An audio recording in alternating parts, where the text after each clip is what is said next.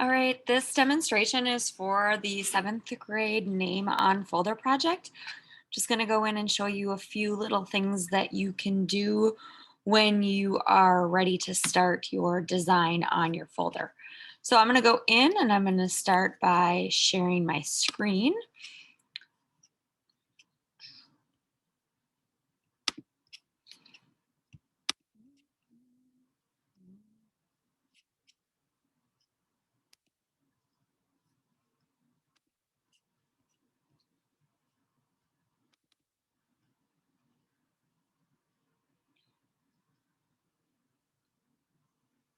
And if you remember last week, you went in and worked on ideas. So today you should be ready to go in and take one of those designs and put it on your actual folder. So, all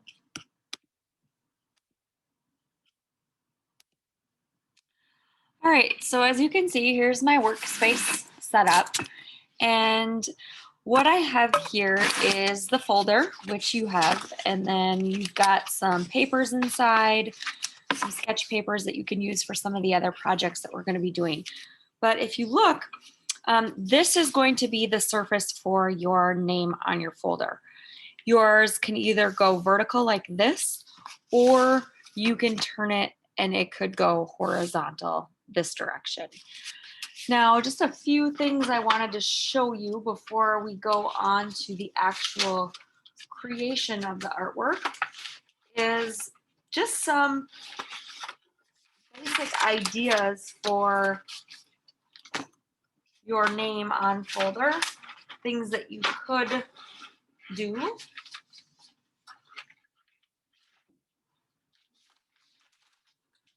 And so here is just some of my ideas that I came up with. Um, this is one that I like to show because it it shows a lot of my favorite things. So nature, art, my family, and then I have my name here. Now this isn't really a good example at all. It was really rushed. So if I flip it and I show you this design is much more effective. I have planned out my name in the middle and I made it nice and even. I've got the tree in the middle, the background, the family up here on the top, some my pets, the pets down here, and then we got a paintbrush kind of coming through, and that just basically shows all the things that I showed here. Same thing here. Here's another example. My name, nature, music, sports. Not a good example at all. It's just thrown on. However, if you flip to this one, this is a lot better design. My name is in bubble letters. It's nice and balanced. We've got the plant underneath, the sports idea, and then we've got different music notes, big and small, in the background. So now what your job is to take one of your ideas or combine your ideas and turn them into your project here. One thing I like to do, and let's just say I was going to do this design here on my folder, I do like to make sure that I measure stuff out. So simply taking a ruler and just knowing that, okay, this is the center of my paper, that helps me so I can get everything kind of balanced out. I have it kind of easy because my name has 8 letters. So I know that I would need 4 on this side and 4 on this side. So A, N, D, E are going to be here, and then R, S, O, N would be over here. So I can go in and I can kind of start laying out where my letters are going to be. There's my R. My E would be over here. And then I'm just kind of working my way out. That way it becomes nice and even. And not everyone's going to have their letters even, but it just, again, it helps to have that. And then notice how I'm working really light with my pencil. You don't want to press really hard because then it becomes hard to erase and hard to cover. So doing some of those letters, doing Let's see.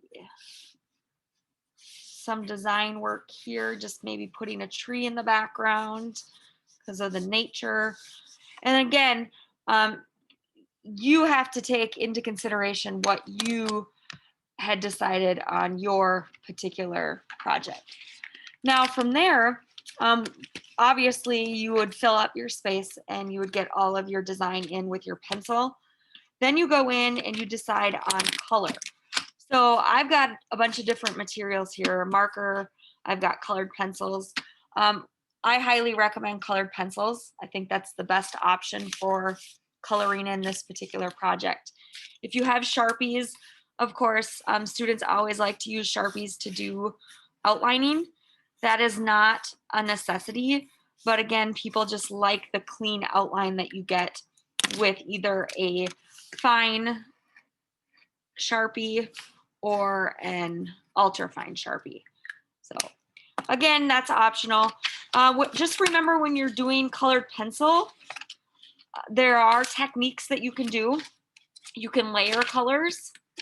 You can layer, I can have like 3 different greens here and maybe even like this kind of greenish brown.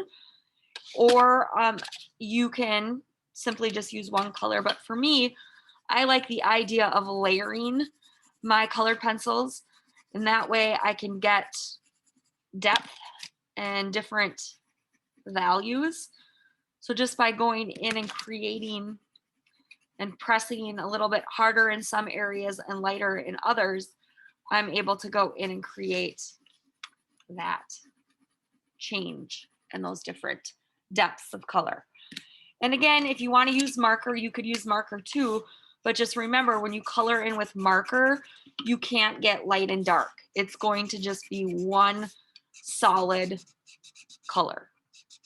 You can't get light, you can't get dark, and it's going to be fairly vibrant as far as the color goes. One other thing that you can take into consideration is using templates.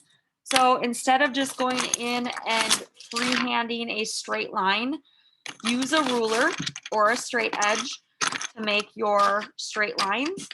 And you can also use things that you can find around your house as a template. If you need a circle, you can use containers, empty containers. You could use pop can, water bottle. That will help you to get those nice even circles that you might want for a template. Scissors to get a nice little oval there if I need an oval. And again, you could technically use anything to trace. So that's also a good idea as well. Again, just keep in mind that the number one thing with this particular project is craftsmanship or the neatness. I don't want to see any messiness and no rushing. Just really take your time. And by the end of today, you should have about 50% of your name tag or your name on your folder completed. Let me know if there's any questions.